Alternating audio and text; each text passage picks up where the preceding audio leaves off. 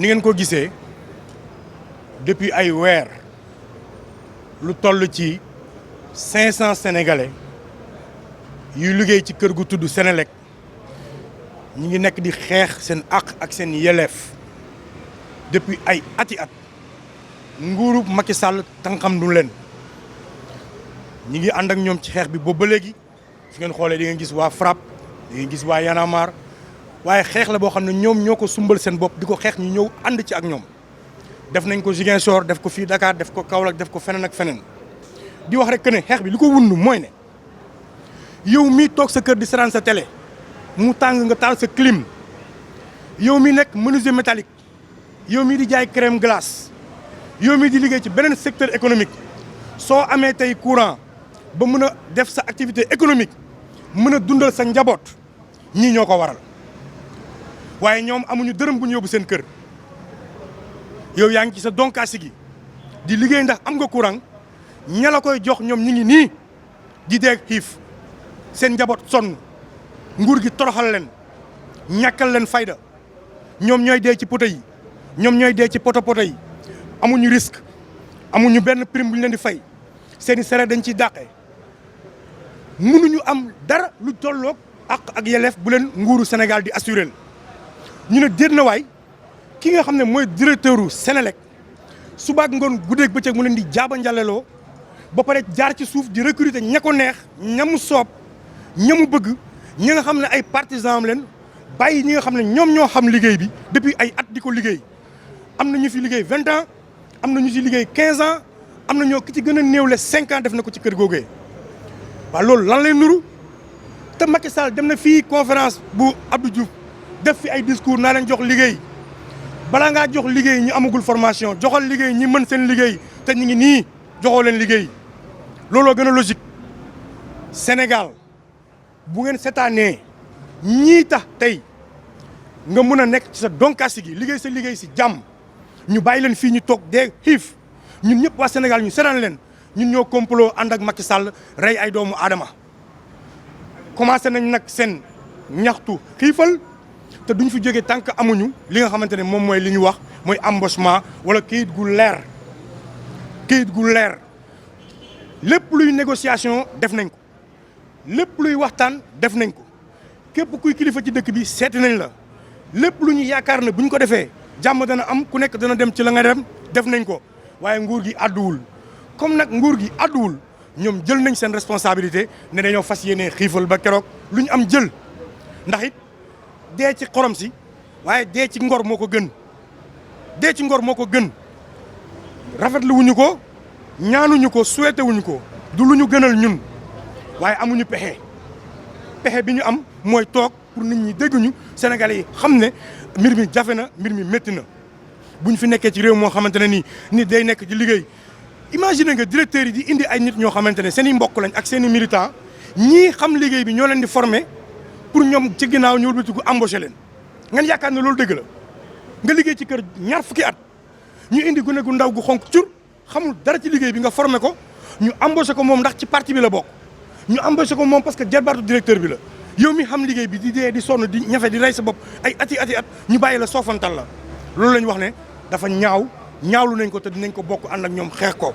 te képp ku sénégalais ñu la ci interpellé responsabilité bépp sénégalais la na nga génn ñu jàppale suñu frères yii fi nekk ndax 500 personnes Macky Sall bu leen mënut jox liggéey xaw ma kan lay dig liggéey di la ko jox 500 yoo xam ne xarañ nañ seen liggéey ndax Sénégal gis ngeen ni courant bi demee gis ngeen li ci nekk gis ngeen ñafe yi ci nekk gis ngeen jéego yi ci nekk kon ñii la ñooy relever ñooy facturer ñooy toog ñooy xeex ñooy ñëw heure bu nekk kon nag li ñu laaj bëriwul embauchement la ñuy wax sans condition nañ leen jël ñu liggéey seen liggéey ñu fay leen salaire ya ca war moo tax ñu ngi woo bépp sénégalais ñu génn ñëw ñu ànd jàppale suñu frères yi jàppale suñu sœurs yi jàppale suñu papa yi ay père de famille lañ école yi ibbi amuñu lu ñu jëndee fourniture amuñu lu ñu def leneen kon nag ñu ngi fii ci suufu pont bi pont Saint-Lazare bi fas yéene ànd ak ñoom ci seen xiifal ba keroog nguur gi di addu wala ba keroog yàlla def di mu ko namee. comme ni ñu ko defee woon la semaine passée ñëwoon nañ fii ci Dakar alerter l'opinion nationale ak internationale sur vraiment problème bi nga xamante ne nii prestataire yii nga xamante ñoo nekk ci biir Senelec bi ñu koy dund mu nekk ay dund boo xamante ni dafa métti lool. ak manifestation yi fi jot a passé marche yi def nañ marche Dakar def nañ marche Ziguinchor def nañ marche Kaolack ba mu am fa sax ay xëccoo entre force de l'ordre ak amicale des travailleurs de l'électricité ak lépp loo xamante ni jot na fay jaar rek mais direction générale Senelec ak chef de l'État Macky Sall kenn nangu si jël benn responsabilité. Pape Demba bi tey bi mu ñëwee Kaolack ci jamono boobu il a été interpellé par les journalistes li mu joxe comme argument moo nekk ne Senelec tëj na ay buntam ñooñu bu ñu bëggee waxtaan nañ ñëw ñu mën a toog autour d'une table daal di waxtaan. donc ñun xam nañ ne bépp revendication bu mën a gis autour d'une table lay réglé woo mun nañu tëj na ay buntam ñun nag ba ñuy xoolee toogaat avec le bureau national benn situation rek nañ gis boo xamante ni moo ñu waroon jubale ci moom moo nekkoon bind benn lettre demande d'audience lettre demande d'audience boobu noonu rédigé nañ dañ ko bind. bi ñu ko bindee ba pare ñu ngi ko envoyé au niveau de la direction générale le 29 juin 2021 imaginez nga déposé lettre d'audience depuis le 29 juin 2021 ba actuellement fu may wax ak yéen def na déjà 4 mois sans réaction donc ñun nag vraiment ñu gis ne lu ëpp dafay tuuru te luy raam nag si ñag bi la jëm ñun nag ay jeunes nañ ay sénégalais nañ bokk ci réew mi gëm suñu bopp la ñu bëgg tey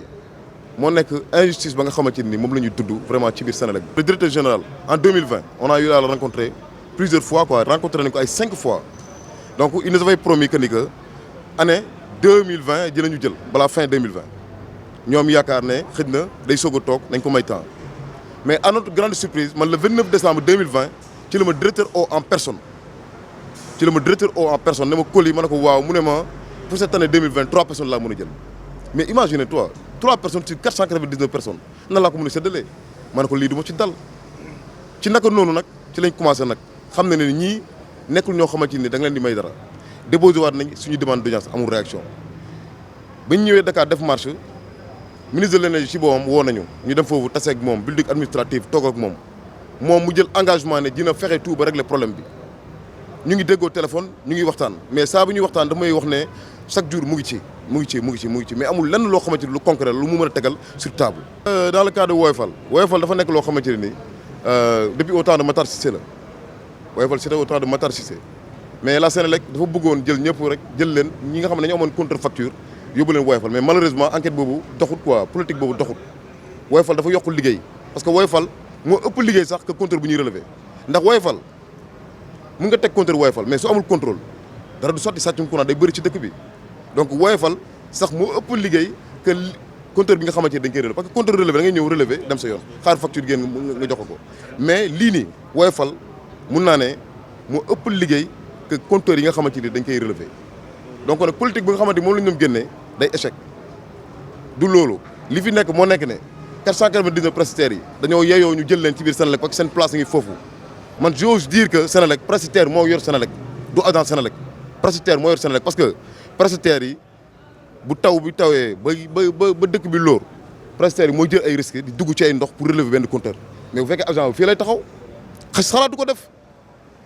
mais prestataire bi da ko jaral parce que comme qu'il est payé en fonction du travail qu'il exécute par jour donc il faut mu dugg ci ndox mi relever compteur boo xamante ni sax ay jaan ñoo ko wër pour rek mën a am loo xamante ni vraiment lu muy dundeel ak njabootam. Embauchement la ñu bëgg. Embauchement la ñu bëgg. Embauchement la ñu bëgg. Embauchement la ñu bëgg. Sans condition. Sans délai. Embauchement la ñu bëgg. Embauchement la ñu bëgg.